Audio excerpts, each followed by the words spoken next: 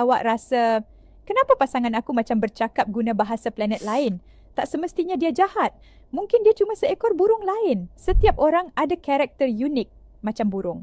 Psikologi ada cara mudah kenal karakter manusia. Kita bahagikan kepada 4 jenis burung. Helang, merpati, burung merak dan burung hantu. Setiap satu unik. Tapi bukan semua boleh hidup sebumbung. Helang, si pemimpin dominan.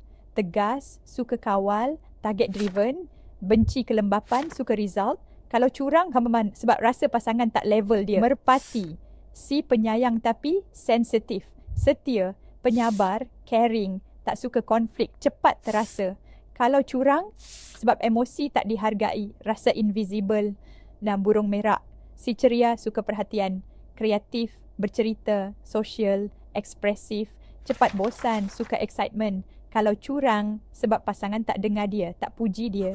Burung hantu, si analitik dan terlalu teliti. Fakta driven, perfectionist, susah percaya. Perlahan tapi tepat. Kalau curang, jarang. Tapi bila hilang trust, dia gone. Kalau helang kahwin dengan helang, rumah macam board meeting. Tak ada siapa nak mengalah. Kalau gaduh, macam debat final round. Kalau sayang, tak sempat peluk, dua-dua sibuk kejar target. Kadang pasangan curang bukan sebab tak cinta, tapi sebab bahasa emosi tak sampai.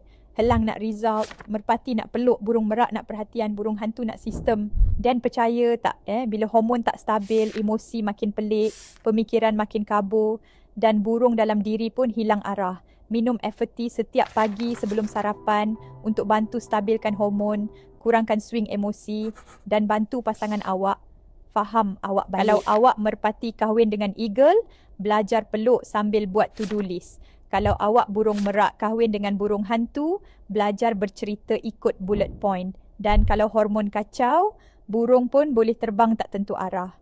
Komen burung apa awak dan pasangan. Nak tahu boleh survive atau perlu upgrade sangkar?